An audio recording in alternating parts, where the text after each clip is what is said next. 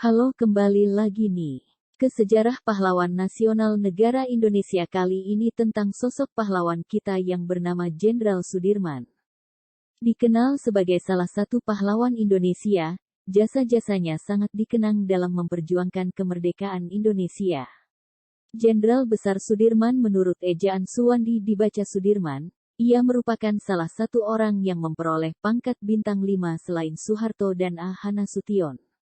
Jenderal Besar Indonesia ini lahir di Bodas Karangjati, Rembang, Purbalingga, tanggal 24 Januari tahun 1916. Ayahnya bernama Karsit Kartawiuraji dan ibunya bernama Siem. Namun ia lebih banyak tinggal bersama pamannya yang bernama Raden Cokrosunario setelah diadopsi.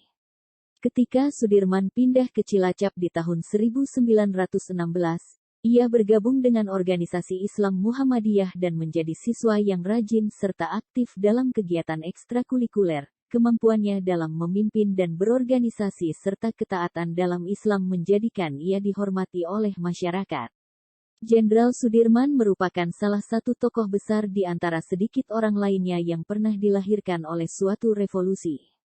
Saat usianya masih 31 tahun ia sudah menjadi seorang jenderal. Meski menderita sakit paru-paru yang parah, ia tetap bergerilya melawan Belanda. Ia berlatar belakang seorang guru Hizb Muhammadiyah di Cilacap dan giat di kepanduan Hizbul Wathan. Ketika pendudukan Jepang, ia masuk Tentara Pembela Tanah Air Peta, di Bogor yang begitu tamat pendidikan, langsung menjadi komandan batalion di Kroya. Menjadi Panglima Divisi V Banyumas sesudah TKR terbentuk, dan akhirnya terpilih menjadi Panglima Angkatan Perang Republik Indonesia, Panglima TNI. Ia merupakan pahlawan pembela kemerdekaan yang tidak peduli pada keadaan dirinya sendiri demi mempertahankan Republik Indonesia yang dicintainya. Ia tercatat sebagai Panglima sekaligus Jenderal pertama dan termuda Republik ini. Sudirman merupakan salah satu pejuang dan pemimpin teladan bangsa ini. Pribadinya teguh pada prinsip dan keyakinan, selalu mengedepankan kepentingan masyarakat banyak dan bangsa di atas kepentingan pribadinya. Ia selalu konsisten dan konsekuen dalam membela kepentingan tanah air, bangsa, dan negara. Hal ini boleh dilihat ketika agresi militer II Belanda.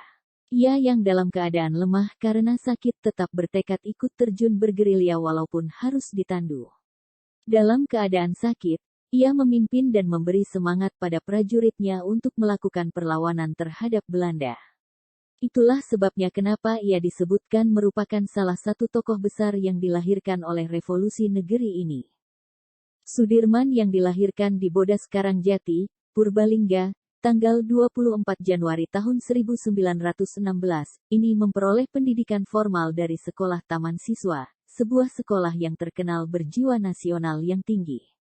Kemudian ia melanjut ke HIK, Sekolah Guru Muhammadiyah, Solo tapi tidak sampai tamat. Sudirman muda yang terkenal disiplin dan giat di organisasi pramuka Hizbul Wathan ini kemudian menjadi guru di Sekolah Hizb Muhammadiyah di Cilacap. Kedisiplinan, jiwa pendidik dan kepanduan itulah kemudian bekal pribadinya hingga bisa menjadi pemimpin tertinggi Angkatan Perang. Sementara pendidikan militer diawalinya dengan mengikuti pendidikan Tentara Pembela Tanah Air Peta di Bogor. Setelah selesai pendidikan, ia diangkat menjadi komandan batalion di Kroya. Ketika itu, pria yang memiliki sikap tegas ini sering memprotes tindakan tentara Jepang yang berbuat sewenang-wenang dan bertindak kasar terhadap anak buahnya. Karena sikap tegasnya itu, suatu kali dirinya hampir saja dibunuh oleh tentara Jepang. Setelah Indonesia merdeka, dalam suatu pertempuran dengan pasukan Jepang, ia berhasil merebut senjata pasukan Jepang di Banyumas. Itulah jasa pertamanya sebagai tentara pasca kemerdekaan Indonesia. Sesudah Tentara Keamanan Rakyat (TKR) terbentuk, ia kemudian diangkat menjadi Panglima Divisi V Banyumas dengan pangkat kolonel. Dan melalui konferensi TKR tanggal 2 November 1945, ia terpilih menjadi Panglima Besar TKR Panglima Angkatan Perang Republik Indonesia. Selanjutnya pada tanggal 18 Desember tahun 1945, pangkat jenderal diberikan padanya lewat pelantikan presiden. Jadi ia memperoleh pangkat jenderal tidak melalui akademi militer atau pendidikan tinggi lainnya sebagaimana lazimnya, tapi karena prestasinya. Ketika pasukan sekutu datang ke Indonesia dengan alasan untuk melucuti tentara Jepang, ternyata tentara Belanda ikut dibonceng. Karenanya, TKR akhirnya terlibat pertempuran dengan tentara sekutu. Demikianlah pada Desember tahun 1945, pasukan TKR yang dipimpin oleh Sudirman terlibat pertempuran melawan tentara Inggris di Ambarawa. Dan pada tanggal 12 Desember tahun yang sama, dilancarkanlah serangan serentak terhadap semua kedudukan Inggris.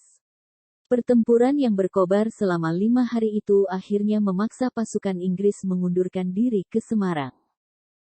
Pada saat pasukan Belanda kembali melakukan agresinya atau yang lebih dikenal dengan agresi militer II Belanda, ibu kota negara RI berada di Yogyakarta sebab kota Jakarta sebelumnya sudah dikuasai.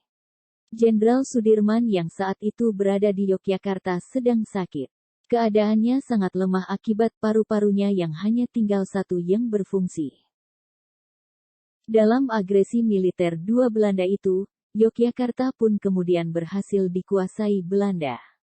Bung Karno dan Bung Hatta serta beberapa anggota kabinet juga sudah ditawan. Melihat keadaan itu, walaupun Presiden Soekarno sebelumnya telah menganjurkannya untuk tetap tinggal dalam kota untuk melakukan perawatan.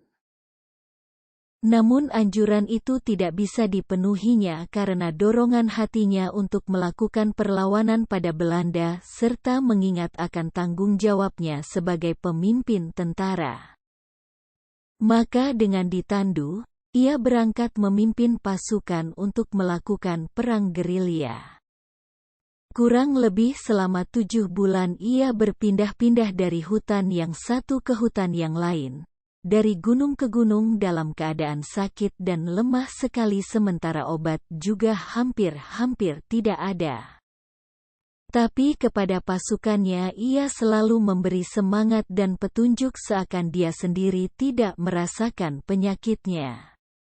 Namun akhirnya ia harus pulang dari medan gerilya, ia tidak bisa lagi memimpin angkatan perang secara langsung. Tapi pemikirannya selalu dibutuhkan.